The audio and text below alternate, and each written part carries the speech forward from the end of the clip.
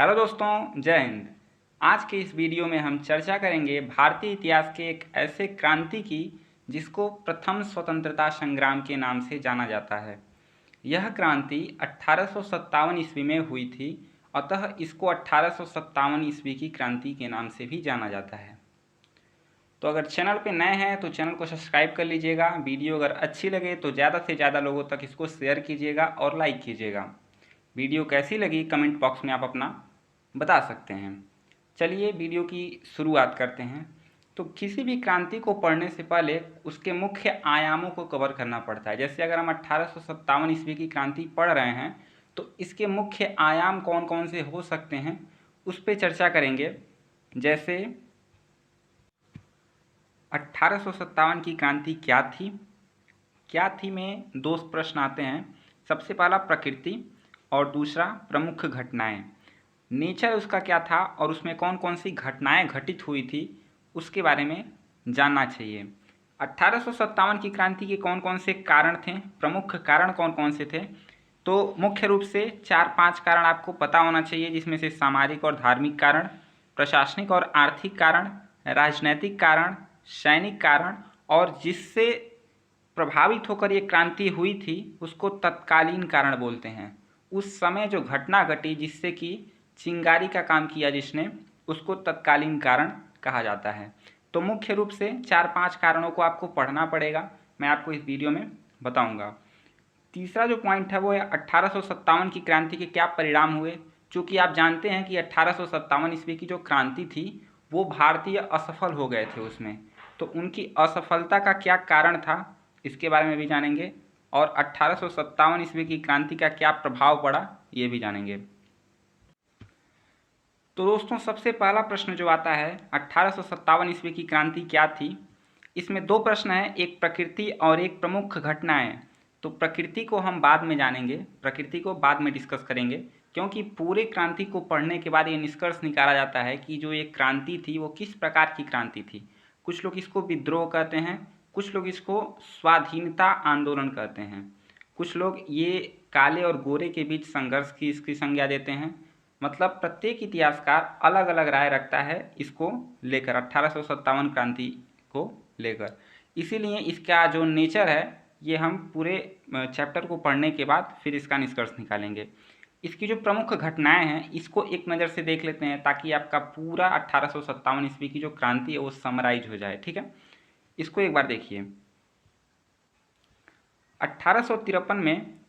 1853 pattern के बंदूक में डालने वाली जो कारतूस में गाय और सूअर की चर्बी का प्रयोग करना। क्या होता है, एक बंदूक होती है 1853 ईस्वी में, उसको बदल के एक नई बंदूक लाई जाती है जिसको 1853 पैटर्न का बंदूक कहा जाता है। वो 1853 पैटर्न के बंदूक में जो कारतूस डाला जाता है, जो कारतूस मतलब जो गोली होती है, उसके ऊपरी भाग में गाय और सूअर की चर्बी से बना हुआ पदार्थ उसमें लगा रहता है, जिसकी वजह से जो सैनिक उसको यूज करते हैं, जो भारतीय सैनिक उसको यूज करते हैं, उसमें ब्राह्मण क्षत्रिय हर एक कास्ट के लोग उसमें रहते हैं। तो हिंदू में गाय को माता की उपाधि दी गई है, अतः उसकी हत्या करना उसमें पाप है हिंदुओं में। और मुसलमानों की अगर बात करें तो सूअर जो है उनमें वो पाक मानी जाती है। ठीक है, तो सर्वप्रथम बेरहामपुर में जो कि उड़ीसा में है वहाँ पर विद्रोह की कोशिश हुई, परंतु मामला दबा दिया गया। तो जब सैनिकों ने ये जाना कि उसमें गाय और सूअर की चर्बी है, तो जो हिंदू और मुस्लिम सैनिक थे भारत में, उन्होंने क्या किया, मना कर दिया कारतूस को यूज करने से। लेकिन सबसे पहले ये बहरामपुर उड़ीसा में विद्रोह स्टार्ट हुआ, लेकिन वहाँ पे अंग्रेजी सैनिकों द्वारा इसको दबा दिया गया। लेकिन पुनः इसके बाद बैरकपुर में विद्रोह स्टार्ट हुआ, जहाँ पे 34वीं रेजिडेंट के एक सैनिक थे जिनका नाम मंगल पांडे था। वहाँ पर जब ये विद्रोह स्टार्ट हुआ तो बैरकपुर के मंगल पांडे के द्वारा कारतूस का प्रयोग न करने और अपने अधिकारी को गोली मारकर हत्या करने की वजह से इनको फांसी पर लटका दिया गया। इनको फांसी पर कब लटकाया गया ये आपके पेपर में पूछता है। 8 अप्रैल 1857 ईस्वी में इनको फांसी पर लटका दिया गया। ठीक है, तो इनको फांसी पर लटकाने के बाद क्या होता है, इसके बाद अवध में भी विरोध स्टार्ट हो गया।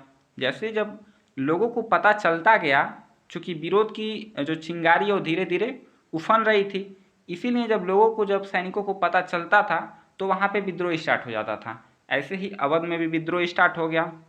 विद्रोह की शुरुआत हम कहाँ से मानेंगे? विद्रोह की शुरुआत माना जाता है मेरठ से। क्यों? क्योंकि अवध में, बैरकपुर में, बहरामपुर में, इन तीनों जगहों पर विद्रोहों को दबा दिया गया अंग्रेजी सैनिकों के द्वारा। लेकिन जो मेरठ का विद्रोह था, जो कि 10 मई 1857 ईस्वी में हुआ था, यहाँ पे विद्रोह को दबा न सका गया और ये लोग दिल्ली पहुँच गए। दिल्ली पहुँचकर उन्होंने वहाँ पे बहादुर शाह जफर द्वितीय को उन्होंने क्या किया, वहाँ का बादशाह घोषित कर दिया, भारत का बादशाह घोषित कर दिया। ठीक है, तो यहाँ से दिल्ली जाकर बहादुर शाह जफर को इन्होंने दिल्ली का बादशाह नियुक्त कर दिया। अब 10 मई 1857 के पहले क्या हुआ था मेरठ में? तो 24 अप्रैल 1857 में कारतूस का यहाँ पे विरोध हुआ था। 24 अप्रैल 1857 में कारतूस का यहाँ पे विरोध हुआ था। कारतूस का यूज करने से यहाँ पे मनाही की गई थी। इसके लिए यहाँ पे 90 लोगों को गिरफ्तार करके जेल में डाल दिया गया था। तो जो यहाँ के भारतीय सैनिक थे उन्होंने इन 90 लोगों को छुड़ाया और यहाँ से दिल्ली के लिए प्रस्थान कर गए विरोध करते हुए। विद्रोह हो गया। वहाँ पर जाके इन्होंने बहादुर शाह जफर को दिल्ली का बादशाह अर्थात भारत का बादशाह वहाँ पे उन्होंने उसको बना दिया। उसको क्यों बनाया? क्योंकि वो मुग़ल फैमिली से था और मुग़ल फैमिली का अंतिम शासक था वो। ठीक है, तो बादशाह इसको नियुक्त कर दिया गया। इसके बाद उत्तरी भारत में विद्रोह फैलता गया। आप देखेंगे, अभी मैं आपको मैप दिखाऊंगा, तो पूरे भारत के उत्तरी भाग में विद्रोह फैला था। लेकिन एक साल में ही, जुलाई 1858 तक ही अंग्रेज़ों ने इसको सिमेट दिया और सारा विद्रोह को दबा दिया गया। ठीक है, अतः पुनः अंग्रेज़ों का नियंत्रण जो है स्थापित हो गया। तो ये एक समराइज फॉर्म में मैंने आपको बता दिया कि 1857 ईस्वी की जो क्रांति थी वो क्या थी। ठीक है, आई होप आपको समझ में आ गया होगा इतना। आपका जो दूसरा प्रश्न है, 1857 ईस्वी की क्रांति के क्या कारण रहे? तो कारण में मैं आपको सामाजिक और धार्मिक कारण, प्रशासनिक और आर्थिक कारण, राजनैतिक कारण, सैनिक कारण और तात्कालिक कारण, इन पांचों कारणों के बारे में आपसे डिस्कशन करूंगा। ठीक है, चलिए सबसे पहला देखते हैं, राजनीतिक कारण को देखेंगे पहले। ठीक है, ये जिस फॉर्म में मैं आपको यहाँ पे बता रहा हूँ इसको डायग्राम मेथड कहा जाता है। डायग्राम मेथड में आप कुछ भी पढ़ेंगे तो ज़्यादा देर तक आपको याद रहता है और आपको लिखने में सहायता मिलती है इससे। ठीक है, चीज़ें भूलती नहीं है, जिससे कि आप लंबे समय तक याद रख सकते हैं और उसको लिख सकते हैं एग्जाम में अपने। सबसे पहला जो कारण है वो है राजनीतिक कारण। राजनीतिक कारण में पहला पॉइंट, इस डायग्राम की खासियत ये है कि इसका हर एक पॉइंट अपने अगले पॉइंट से कनेक्ट करता है। जैसे भारतीय रियासतों पर अंग्रेजों का नियंत्रण बढ़ रहा था। राजनीतिक कारण में सबसे पहला जो है वो है भारतीय रियासतों पर अंग्रेजों का जो नियंत्रण है वो क्या हो रहा था? बढ़ रहा था। अब बढ़ रहा था, कैसे बढ़ रहा था ये कैसे बताएंगे? तो आप देखते होंगे कि जो वेलेजली के द्वारा लाया गया था सहायक संधि, मैंने सहायक संधि पर वीडियो बनाया है, डिस्क्रिप्शन बॉक्स में मैं इसका लिंक दे दूंगा, आप देख लीजिएगा सहायक संधि किसको कहा जाता है। तो वेलेजली के द्वारा सहायक संधि के अनुसार हैदराबाद, मैसूर और अंत में अवध को भी शामिल कर लिया गया था अंग्रेजी साम्राज्य में। इसी तरह व्यपगत का सिद्धांत क्या था ये मैं आपको बता दूं कि जिस राजा और रानी के बच्चे नहीं हैं, जिस राजा और रानी के बच्चे नहीं थे वो बच्चे को गोद ले लेते थे। लेकिन अंग्रेजों ने ये नियम लाया कि गोद लिए हुए बच्चे को उत्तराधिकार का जो चीज़ें हैं वो नहीं मिलेंगी, मतलब राजपाट उसको नहीं मिलेगा। ठीक है, तो व्यपगत का सिद्धांत लगाकर जो डलहौजी के द्वारा लगाया गया था उसने झांसी, सतारा, जैतपुर, नागपुर जैसे अन्य बहुत सारे राज्यों को हड़प लिया था। इसको डलहौजी की हड़प नीति के नाम से भी जाना जाता है। ठीक है, मुसलमानों में अगर देखा जाए तो मुसलमानों की भावनाएं आहत इसलिए थीं क्योंकि जो मुग़ल डायनेस्टी था, चूँकि मुग़ल डायनेस्टी का अंतिम शासक हुए बहादुर शाह जफर, तो इनके लिए क्या हुआ, इनको हटा दिया गया था दिल्ली की गद्दी से, तो इससे मुसलमानों को भी बड़ा ठेस पहुंचा था। ठीक है, तो आप देखेंगे कि जो भारतीय रियासतें हैं और उनके जो लोग हैं वो बहुत प्रभावित हुए थे अंग्रेज़ों की नीतियों से, पॉलिटिकल जो उनकी पॉलिसी थी उससे बहुत आहत हुए थे। तो इससे जब आहत हुए तो भारतीय राजा यह मानने लगे कि रियासतों का अस्तित्व अब खतरे में है, मतलब अब रियासत किसी काम के बचे नहीं हैं। 1857 आते आते हर एक रियासत ये समझने लगा था, कुछ रियासतों को छोड़ के कि अब रियासतों का अस्तित्व खतरे में पड़ गया है। वो अब समझने लगे थे कि अंग्रेज जो है वो मेमने के रूप में एक भेड़िए हैं, ठीक है, जो कि यहाँ पे तो बहुत शांत रहते हैं, लेकिन इनकी सारी पॉलिसी जो है वो इंग्लैंड में बनती रहती है, जिससे कि हम लोगों को लूटा जा रहा है, ठीक है। तो ये एक तीसरा कारण हो गया, जो कि पहला पॉइंट दूसरे पॉइंट से कनेक्ट है, दूसरा पॉइंट तीसरे पॉइंट से कनेक्ट है। चौथा जो पॉइंट है वो है अनुपस्थित प्रभुसत्ता। ये क्या चीज़ था? आपने जाना होगा कि जो भारत के लिए जो पॉलिसी बनता था 1857 तक, जो भारत के लिए पॉलिसी बनता था, वो वहाँ की संसद में बना करता था कि कौन सी चीज़ें यहाँ पे लागू होंगी। वो वहाँ की संसद द्वारा, इंग्लैंड की संसद द्वारा वो लागू किया जाता था, बनाया जाता था कानून, तब जाके यहाँ पे लागू किया जाता था। तो इसीलिए इसको अनुपस्थित प्रभुसत्ता कहा जाता है। तो जब यहाँ पे अनुपस्थित प्रभुसत्ता थी तो यहाँ के लोगों में ये असंतोष फैल गया कि जो हम लोगों को देख नहीं रहा है वो हम लोगों के लिए कानून कैसे बना सकता है, ठीक है। तो ये भी एक बहुत बड़ा कारण था, पॉलिटिकल कारण था ये भी, जिससे कि क्रांति को एक बल मिला, ठीक है। आप लोगों को समझ में आ गया होगा। अब चलिए देखते हैं अगला, प्रशासनिक और आर्थिक कारण के बारे में समझिए। प्रशासनिक और आर्थिक कारण, जो दूसरा कारण है आपका, सबसे पहला पॉइंट इसमें है कि प्रशासनिक कार्य प्रणाली जो थी वो अयोग्य और अपर्याप्त थी। अब ये कैसे सिद्ध होगा कि ये अयोग्य और अपर्याप्त थी? तो इसके लिए भूमिकर व्यवस्था जो अंग्रेजों ने लगाया था वो अत्यंत ही, एक तरह से कहें तो लूटने वाला केवल था, न कि भलाई के लिए था। टैक्स क्यों लिया जाता है? टैक्स लिया जाता है कि आपसे टैक्स लेके हम आपके राज्य का विकास करेंगे, लेकिन जो ये टैक्स लिया जा रहा था इससे केवल लूटा जा रहा था किसानों को। तो जो भूमि कर व्यवस्था थी वो किसानों से प्रत्यक्ष रूप से तथा अधिक से अधिक कर वसूला जाता था, ठीक है। तो जो प्रशासन था वो एक तरह से कहें तो भ्रष्ट था और भूमि कर व्यवस्था बहुत ही वहाँ पे बेकार थी। दूसरा जो पॉइंट है वो है भारतीय अभिजात वर्ग व जमींदार शक्ति व पदवी से वंचित हो गया। ये कैसे प्रूफ होता है? अब यहाँ पे एक शब्द आया है जमींदार, ठीक है। जब किसानों से टैक्स लिया गया अंग्रेजों के द्वारा तो उन लोगों ने मीडिएटर को हटा दिया, ठीक है, जमींदारों को हटा दिया। पहले क्या होता था, ये अंग्रेज है, ये जमींदार है और ये किसान है। तो अंग्रेज कहता था जमींदार से कि मुझे टैक्स चाहिए, और ये जमींदार किसान से कहता था कि मुझे टैक्स चाहिए, ठीक है। तो ये किसान से लेता था जमींदार टैक्स, और जमींदार ले आके अंग्रेज को दे देता था। कुछ भाग अपने पास रख लेता था जमींदार, जिसको जमींदार को भी फायदा होता था। लेकिन कुछ समय बाद अंग्रेजों की ये पॉलिसी बन गई कि उसने मीडिएटर को हटा दिया, ये जो जमींदार है उसको इन्होंने हटा दिया। तो इससे जो जमींदार वर्ग है वो जो है नाराज हो गया। जमींदार वर्ग जब नाराज हुआ तो भारतीय अभिजात और उसकी जो शक्ति थी, जमींदारों की जो शक्तियाँ थी वो खत्म हुई। तो जाहिर सी बात है कि वो नाराज तो होंगे ही। तो वही एक कारण रहा कि 1857 में कुछ जमींदार वर्ग के लोग भी जो है क्रांति में शामिल हुए थे, ठीक है। तीसरा पॉइंट देखते हैं, भारतीयों के लिए जो सबसे ऊंचा पद होता था सेना में और असैनिक प्रशासन में, तो जो सेना में जो पद होता था वो होता था सूबेदार का, और जो असैनिक प्रशासन में मतलब बिना सैनिक के जो प्रशासन चलती है उसमें जो है सदर अमीन का पद सबसे बड़ा था भारतीयों के लिए। सैलरी की बात करें तो सेना की बात करें तो सूबेदार को 60 से 70 रुपये प्रति महीना मिलता था, और जो असैनिक प्रशासन में जो सदर अमीन था उसको 500 रुपये। अब ये बताइए इतने कम सैलरी में कैसे उन लोगों का खर्चा चलेगा? तो ये लोग भी कहीं ना कहीं नाराज थे शासन से, प्रशासन से, ठीक है। जो चौथा पॉइंट है वो है आर्थिक नीतियाँ भारतीय उद्योग और व्यापार के विरुद्ध थीं, जैसे उन्होंने हस्तशिल्प को बर्बाद कर दिया। अब इसको कैसे समझेंगे, समझिए यहाँ पे, चूँकि जब भारतीयों के पास सैनिक में पैसा दिया नहीं जा रहा है अधिक, तो दो ऑप्शन बचते हैं, एक तो या वो कृषि कर लें, एक तो या वो व्यापार कर लें। और चूँकि अंग्रेजों ने किसानों से कर ले लेके कृषि की हालत वैसे ही खराब कर दी थी। लेकिन जब औद्योगिक क्रांति हुई इंग्लैंड में औद्योगिक क्रांति के फलस्वरूप वहाँ पे मशीनों का आविष्कार हो गया और वहाँ पे कपड़े बनने लगे। सबसे पहले कपड़े बनने लगे, उद्योग धंधे वहाँ पे जब लगने लगे तो भारत में जो वस्तुएं बनती थीं इनका मूल्य अधिक होता था, लेकिन जो इंग्लैंड से जो वस्तुएं आती थीं बनकर मशीनों से उनका मूल्य कम होता था। तो इसकी वजह से जो यहाँ की वस्तुएं थीं, भारत में जो बनी वस्तुएं थीं वो अधिक बिक नहीं पाती थीं, और धीरे धीरे करके यहाँ का जो हस्तशिल्प था वो बर्बाद हो गया, ठीक है। हस्तशिल्प यहाँ का बर्बाद हो गया, किसकी वजह से? औद्योगिक क्रांति हुई। औद्योगिक क्रांति की वजह से सस्ता माल, सस्ता सामान वो सब बेचने लगे, जिससे कि भारत का जो सामान था वो लोग यूज करना बंद कर दिए। ठीक है, तो ये प्रशासनिक और आर्थिक कारण के कुछ मुख्य आयाम थे।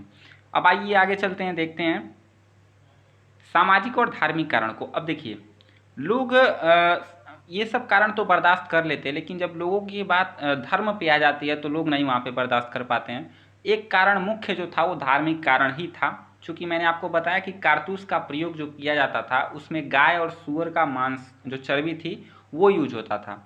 तो इससे लोगों को ये लगा कि हमारे धर्म को इन लोगों ने भ्रष्ट कर दिया, इसकी वजह से सैनिकों ने वहाँ पे विद्रोह किया था। ठीक है, सामाजिक और धार्मिक कारण को देखते हैं। जो इसमें सबसे पहला पॉइंट है वो है भारतीय लोगों को काले सुअर की संज्ञा दी जाती थी। किसके द्वारा? अंग्रेजों के द्वारा। अर्थात सामाजिक भेदभाव बहुत अधिक था भारतीयों और यूरोपियंस के बीच, मतलब मेन इंग्लिश जो इंग्लैंड वाले लोग थे उनके बीच।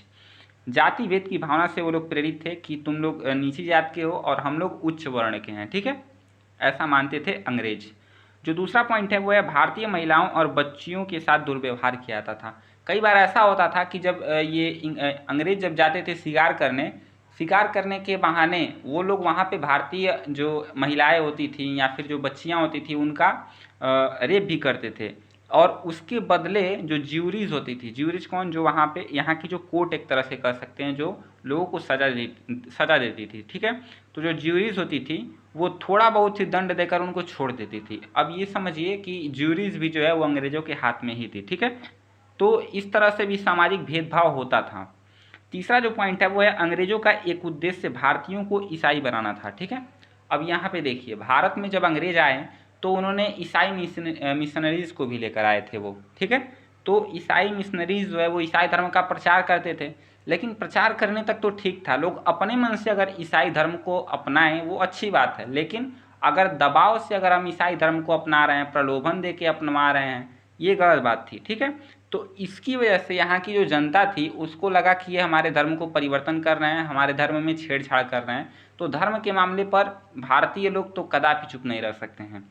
प्रलोभन दिया जाता था उन लोगों को कि अगर आप धर्म परिवर्तन कर लेंगे तो जो पुत्र जो होता है उसको पिता की संपत्ति से वंचित नहीं किया जाएगा। जैसे मैंने आपको बताया था कि हड़प नीति क्या थी, अगर आपका कोई पुत्र नहीं है, राजा और रानी का कोई पुत्र नहीं है, अगर वो गोद लेते हैं पुत्र को तो उसको संपत्ति नहीं मिलेगी, लेकिन अगर ऐसा धर्म परिवर्तन हो गया तो उसको संपत्ति मिल सकती है। ठीक है, दूसरा जो पॉइंट है वो है सैनिकों को पदोन्नति का वचन दिया जाता था। सैनिकों को ये प्रलोभन दिया जाता था कि आप जो है ईसाई धर्म को ग्रहण कीजिए और आपकी पदोन्नति का जो जिम्मेदारी है वो हम लेंगे, यानी कि आपकी पदोन्नति होगी, आप ईसाई धर्म ग्रहण कर लीजिए अपने परिवार के साथ। ठीक है, इसी तरह पाठशालाओं में भी ईसाई शिक्षा को बढ़ावा दिया जाता था। पाठशाला में बाइबल्स के वो पढ़ाए जाते थे। ठीक है, भारतीयों को यह विश्वास हो रहा था कि उनका धर्म खतरे में है। यहाँ पे तो हमेशा धर्म खतरे में ही सबका रहता है, तो भारतीयों को यह धीरे धीरे विश्वास हो रहा था कि उनका धर्म खतरे में अब है। तो इसकी वजह से लोगों में असंतोष फैल गया और ये 1857 ईस्वी की क्रांति का एक कारण बना। जो अगला कारण है वो है ये सैनिक कारण। सैनिक कारण क्या था? चूँकि एक डिस्कशन इस पे भी होता है क्या है कि जो 1857 की क्रांति है वो एक सैनिक कारण थी अथवा सैनिक और असैनिक दोनों प्रकार की क्रांति थी। इसको हम नेचर में पढ़ेंगे, जो इसका स्वरूप है उसमें पढ़ेंगे, जो कि वीडियो के लास्ट में पढ़ेंगे। तो सैनिक कारण में जो सबसे पहला पॉइंट है वो है अंग्रेजी अनुशासन से भारतीय सैनिक संतुष्ट नहीं थे, उनको दबाव में काम करना पड़ता था। चूँकि यूरोपियंस जो सैनिक थी वो बहुत ही डिसिप्लिन में रहती थी, जो कि यहाँ भारतीय सैनिकों को वो चीज़ें पसंद नहीं आ रही थी। ठीक है, तो इसकी वजह से क्या होता था, उनको दबाव में काम करना पड़ता था। दबाव में किया गया काम मन तो लगता नहीं होगा उन लोगों का। ठीक है, तो और नहीं, उनके जो यहाँ भारतीय जो सैनिक थे उनके साथ दुर्व्यवहार किया जाता था, जो जाति भेद के नाम पर भी उनसे जो है दुर्व्यवहार किया जाता था। उनको देश से बाहर भेजा जाता था। अब देश से बाहर कैसे जाएंगे? समुद्री मार्ग से जाएंगे, लेकिन भारतीय जो थे वो समुद्र में उतरना पाप मानते थे। समुद्र में उतरना पाप मानते थे क्योंकि समुद्र में जाएंगे तो कहीं ना कहीं उन लोगों को समुद्री चीज़ें खानी पड़ेंगी, समुद्री जो मछलियां हैं या फिर कुछ भी हैं वो सब खाने पड़ेंगे, तो इनका धर्म भ्रष्ट हो जाएगा, ऐसा लोग सोचते थे। और समुद्र में जाने के लिए ये लोग ये पाप समझते थे उसको। ठीक है, तो देश से बाहर भेजा जाता था इन लोगों को नौकरी के लिए, मतलब जहाँ भी भेजा जाए इन लोगों को जाना पड़ता था जब अंग्रेज भेजते थे सब। तो ठीक है, और उसके लिए इनको अलग से भत्ता नहीं मिलता था, उसी भत्ते में जो इनको नॉर्मल दिया जाता था उसी भत्ते में इनको भेजा जाता था। 1854 ईस्वी में एक अधिनियम आया, एक एक्ट एक तरह से कह सकते हैं आया कि उसमें ये लिखा था कि जो सैनिकों को डाक सुविधा दी जाती है, डाक सुविधा मतलब आप फ्री में डाक किसी को भेज सकते हैं, तो ये सुविधा सैनिकों के लिए ख़त्म कर दी गई। अब इतना ही था, सैनिकों के लिए एक तो उनको दूर भेज दिया जाता था काम के लिए, और उनको अपने परिवार से संबंध रखने के लिए क्या करना पड़ेगा, डाक से उन लोगों को क्या करना पड़ेगा, बातचीत होती रहेगी। लेकिन जब डाक सुविधा में वह ख़त्म कर दिया गया डाक सुविधा को, जब जो नॉर्मल सभी लोगों के जैसे सैनिकों को भी पैसा देकर डाक भिजवाना पड़ेगा, तो इसकी वजह से सैनिक में असंतोष फैल गया, सैनिकों भारतीय सैनिकों में असंतोष फैल गया। सैनिक अपने पुराने समय के राजाओं को याद किया करते थे जिनसे उनको सम्मान और पुरस्कार प्राप्त होता था। चूँकि भारत में बहुत सारे लोगों ने, बहुत सारे विदेशी लोगों ने राज किया, जैसे मुगल साइंस, ये जो सुल्तान थे वो लोग आए, लेकिन वो जो आए वो भारत में ही रह गए, भारत के हित के लिए काम किया, भारतीय लोगों को सम्मान दिया। लेकिन जो अंग्रेज़ थे वो केवल लूट रहे थे यहाँ से, उन्होंने भारत में कुछ भी नहीं किया, वो केवल यहाँ से लूट रहे थे। तो इससे जो यहाँ के सैनिक थे, भारतीय जो सैनिक थे, वो अपने पुराने राजाओं को याद करते थे और सोचते थे कि एक वो समय था जब हम लोग कुछ काम करते थे तो हम लोगों को पुरस्कार मिलता था, हम लोगों को सम्मान मिलता था। तो इसकी वजह से भी वो ये सोच सोच के थोड़ा वो अपने आप को संतुष्टि देते थे। ठीक है, जो चौथा पॉइंट है वो है क्रीमियन युद्ध। क्रीमियन युद्ध, अंग्रेज और क्रीमिया के बीच युद्ध हो रहा था जिसमें कि अंग्रेज हार गए। ये समय है 1856 ईस्वी का। ठीक है, 1856 ईस्वी में क्रीमिया और अंग्रेजों के बीच युद्ध हुआ जिसमें कि अंग्रेज हार गए। अब ये एक मौका जो यहाँ भारतीय सैनिक थे उन लोगों के लिए मनोबल बढ़ाने का काम किया। उन लोगों को लगा, भारतीय सैनिकों को ये लगा कि जो अंग्रेज हैं वो इस समय कमज़ोर पड़ गए हैं, चूँकि क्रीमिया में उन लोगों की हार हुई है। अतः उन लोगों ने ये समय सुव्यवस्थित समझा आक्रमण के लिए, विद्रोह के लिए। ठीक है, अब आगे देखते हैं तात्कालिक कारण। ये महत्वपूर्ण है, तात्कालिक कारण क्या था कि विद्रोह हुआ। तो 1856 ईस्वी में एक बंदूक थी ब्राउन बेस बंदूक, जिसका नाम था ब्राउन बेस। तो ब्राउन बेस को हटाकर 1856 ईस्वी में उसकी जगह न्यू इनफील्ड राइफल का प्रयोग किया जाने लगा। न्यू इनफील्ड राइफल का प्रयोग किया जाने लगा। मैं आपको दिखा दूँ वो कहाँ पे है बंदूक। आप देखिए यहाँ पे, ये आपका जो है, ये पूरा आपका बंदूक का जो कारतूस है वो है। ठीक, और ये जो हाथ में बंदा लिया है ये बंदूक है। ठीक है, तो ये जो कारतूस है इसका जो ये ऊपरी भाग आप देख रहे हैं, जो यहाँ पे गांठ दिया गया है, ये जो है वो गाय और सूअर की चर्बी से बना हुआ था। ठीक है, जिसको ये इंसान मुंह से तोड़ेगा पहले और उसके बाद इसमें बारूद भरेगा। ठीक, इसमें बारूद भरेगा, तो इसी वजह से विरोध स्टार्ट हुआ था। तो ये आपका कारतूस हो गया और ये एनफील्ड राइफल हो गया। अब आगे देखते हैं, बंदूक के कारतूस का जो ऊपरी भाग था वो सूअर और गाय की चर्बी का प्रयोग उसमें किया जाता था। तो मैंने आपको बता दिया, मैंने आपको दिखाया भी कि कौन सा जो ऊपरी भाग था वो प्रयोग किया जाता था। ये हो गया आपका दूसरा पॉइंट। तीसरा पॉइंट की बात करें तो इस खबर को लेकर सैनिकों में विद्रोह फैल गया। अब चूंकि जब लोगों को ये पता चला, जब सैनिक जो भारतीय उसमें थे, ब्राह्मण जो थे या फिर जो भी हिंदू थे, हिंदू मुसलमान दोनों लोग, उन लोगों को जब ये पता चला कि ये जो हम कारतूस यूज कर रहे हैं इसके ऊपरी भाग में, जिसको हम मुंह से नोच रहे हैं, उसमें सूअर और गाय की चर्बी है, तो इससे सैनिकों ने क्या हुआ, विद्रोह कर दिया। 34वीं एनआई रेजिडेंट मंगल पांडे, मैंने आपको मंगल पांडे का नाम शुरुआत में बताया। जो मंगल पांडे थे उन्होंने 29 मार्च 1857 में अपने ही अधिकारी को गोली मारकर हत्या कर दी। उन्होंने अपने अधिकारी से पूछा क्या यह सत्य है जो ये अफवाह फैल रही है या फिर जो भी चीज़ें उठ रही हैं कि हम लोग जिस कारतूस का प्रयोग करते हैं उसमें गाय और सूअर का मांस है, तो क्या ये सत्य है। तो उसके मंगल पांडे के अधिकारी ने साफ मनाही कर दी, जबकि मंगल पांडे को ये पता था, उन्होंने वहाँ पे जाकर उस फैक्ट्री में जाकर इस चीज़ को देख लिया था।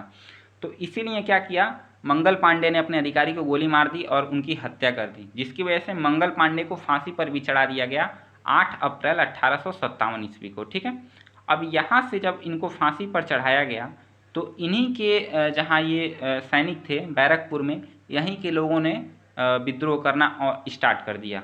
80 लोगों ने, 90 लोगों ने यहाँ पे क्या किया, कारतूस को यूज करने से मना कर दिया गया, जिसकी वजह से इनको जेल में डाल दिया गया। जेल में डालने के बाद जो भारतीय सैनिक थे उन्होंने इनको आज़ाद कराया, वहाँ के सैनिकों को मार के इनको आज़ाद कराया और पुनः जो भारतीय सैनिक थे वो दिल्ली पहुंच गए। दिल्ली पहुंचकर बहादुर शाह द्वितीय को उन्होंने क्या किया, भारत का बादशाह घोषित किया। अब ये देखते हैं कि किसने कहाँ का नेतृत्व किया। चूँकि मैंने आपको बताया कि जब दिल्ली पर बहादुर शाह जफ़र जो है वो शासन करने लगा, या फिर जब उसको राजा वहाँ का घोषित कर दिया गया, तो धीरे धीरे करके उत्तरी भाग के बहुत सारे क्षेत्रों में वो स्टार्ट हो गया आंदोलन, विद्रोह स्टार्ट हो गया। तो कहाँ से किसने नेतृत्व किया विद्रोह का वो देखते हैं। सबसे पहले दिल्ली तो मैंने आपको बताया है कि बहादुर शाह द्वितीय यहाँ के थे, लेकिन बहादुर शाह द्वितीय जो है वो बूढ़े हो चुके थे, वृद्ध हो चुके थे, जिसकी वजह से उनका नेतृत्व बकत खां ने किया। ठीक है, बकत खां उनका जो सेनापति कह सकते हैं बहादुर शाह द्वितीय का। इसका जो दिल्ली था, दिल्ली में बहुत देर तक जो विद्रोह था वो नहीं टिक सका, और लगभग 1-2 महीने में ही हडसन ने उसको क्या किया, इसका दमन कर दिया। निकोलसन जो था उसका दमन करने में ही इसकी मृत्यु हो गई। ठीक है, और उसके बाद बहादुर शाह द्वितीय को 1862 ईस्वी में रंगून में इनको फांसी दे दी गई, 1862 ईस्वी में। जो दूसरी जगह है वो है लखनऊ, जो महत्वपूर्ण जगह मैंने यहाँ पे उसका नाम लिखा है। लखनऊ में जो नेतृत्वकर्ता थी वो थी बेगम हजरत महल। बेगम हजरत महल ने लखनऊ विद्रोह का जो है वो क्या किया था, नेतृत्व किया था। उसका जो दमन है वो कैंपबेल ने किया। लखनऊ का जो विद्रोह हुआ उसका जो दमन है वो कैंपबेल ने किया। कैंपबेल ने इसका दमन किया, जो कि नेपाल चली गई। वो जो बेगम हजरत महल थी वो अंग्रेजों के चंगुल से निकलकर नेपाल चली गई। कानपुर में बात करें तो नाना साहब ने नेतृत्व किया, और कैंपबेल ने ही इसको भी शांत किया विद्रोह को। जो नाना साहब थे वो बाजीराव द्वितीय के दत्तक पुत्र थे। दत्तक पुत्र मतलब गोद लिए हुए पुत्र थे। चौथा जो पॉइंट है वो है ग्वालियर में तात्या टोपे ने नेतृत्व किया, और कैंपबेल ने इसको जो है शांत किया। झांसी की बात करें तो रानी लक्ष्मीबाई ने यहाँ का नेतृत्व किया। चूँकि रानी लक्ष्मीबाई अपने पुत्र के लिए, ये भी दत्तक पुत्र के लिए लड़ रही थी, तो यहाँ का जो दमन है वो सर ह्यूरोज ने किया। ठीक है, ये अंग्रेज अधिकारी है सर ह्यूरोज, जिसने झांसी का जो विद्रोह हुआ उसका दमन किया। ठीक है, बिहार और पटना की बात करें तो बाबू कुंवर सिंह, बिहार में बाबू कुंवर सिंह, जो कि विलियम टेलर के द्वारा इनका दमन किया गया। ठीक है, बाबू कुंवर सिंह का। और पटना में पीर अली एक पुस्तक बेचने वाला आदमी था, जो कि क्रांतिकारी पुस्तकें बेचता था। इसकी वजह से अंग्रेज इससे परेशान रहते थे। तो पटना जब विद्रोह स्टार्ट हुआ तो पटना में इसने स्टार्ट किया, विद्रोह का नेतृत्व करना शुरू किया। ठीक है, लेकिन विलियम टेलर ने क्या किया, अंत में इसको भी ख़त्म कर दिया, इसका भी दमन कर दिया, पटना के विद्रोह का। अब आगे देखते हैं इलाहाबाद में लियाकत अली जो थे उन्होंने नेतृत्व किया था। लियाकत अली ने नेतृत्व किया और जनरल नील ने इसका दमन कर दिया। ठीक है, बरेली की बात करें तो खान बहादुर खान ने इसका नेतृत्व किया और कैंपबेल ने इसका दमन कर दिया। ठीक है, तो ये कुछ मुख्य जो है नेतृत्वकर्ता और उसके दमन करने वालों के नाम है, जो कि पेपर में हमेशा पूछे जाते हैं। ये 10 आपको याद रखने हैं, 9 है, 9 आपको याद रखने हैं, आपके टिप्स में होने चाहिए। ठीक है, तो ये पूरा हो गया किसने कहाँ का नेतृत्व किया और किसने कहाँ का दमन किया। ये देख लीजिए भारत में कहाँ कहाँ पे विद्रोह था मुख्य रूप से। तो यहाँ पे आप देखेंगे आरा, लखनऊ, कानपुर, बनारस, झांसी, जबलपुर, आगरा, ग्वालियर, मेरठ, दिल्ली। ठीक है, तो एक तरह से आप देखेंगे तो ये उत्तरी भारत में ही है, मुख्य रूप से उत्तरी भारत में आंदोलन है। ये एक असफलता का कारण भी रहा था। 1857 ईस्वी की असफलता का कारण भी रहा कि ये पूरे भारत में नहीं फैला, बल्कि केवल उत्तरी भारत के कुछ इलाकों में ही फैल के रह गया था। ठीक है, और भी बहुत सारे असफलता के कारण हैं, लेकिन उसको हम अगले वीडियो में देखेंगे। चूँकि वीडियो काफ़ी लंबी हो जाएगी तो इसका एक पार्ट और लाएंगे, जिसमें असफलता के कारण को देखेंगे, इसका क्या प्रभाव पड़ा वो देखेंगे, और क्या इसके परिणाम हुए वो देखेंगे। ठीक है, आप कुछ स्वतंत्रता सेनानियों को देख सकते हैं, जैसे मंगल पांडे हैं, रानी लक्ष्मीबाई हैं, ये नाना साहब हैं, ये बहादुर जफ़र हैं, बहादुर शाह जफ़र, रानी लक्ष्मीबाई ये हैं, तात्या टोपे, कुंवर सिंह, बकत खां, यही बकत खां हैं जो कि बहादुर शाह जफ़र के सेनापति थे। ये लियाकत अली जो कि इलाहाबाद से नेतृत्व किया था इन्होंने, और ये बेगम हजरत महल जिन्होंने लखनऊ से किया था। तात्या टोपे थे, और ये मंगल पांडे, रानी अवंतीबाई। ठीक, तो ये कुछ क्रांतिकारियों के यहाँ पे नाम लिखे गए हैं, फ़ोटोज़ भी दिए गए हैं, तो आप इनको देख सकते हैं। और वीडियो कैसी लगी आप ये कमेंट बॉक्स में ज़रूर बताइएगा। लाइक कीजिएगा वीडियो को, और ज़्यादा से ज़्यादा शेयर कीजिएगा, ताकि अधिक से अधिक लोग इसको देख सकें। और चैनल पे नए हैं तो चैनल को सब्सक्राइब जरूर कर लीजिएगा। ठीक है, अब मिलते हैं अगले नेक्स्ट पार्ट में, जल्दी इसका नेक्स्ट पार्ट भी अपलोड करूँगा। धन्यवाद।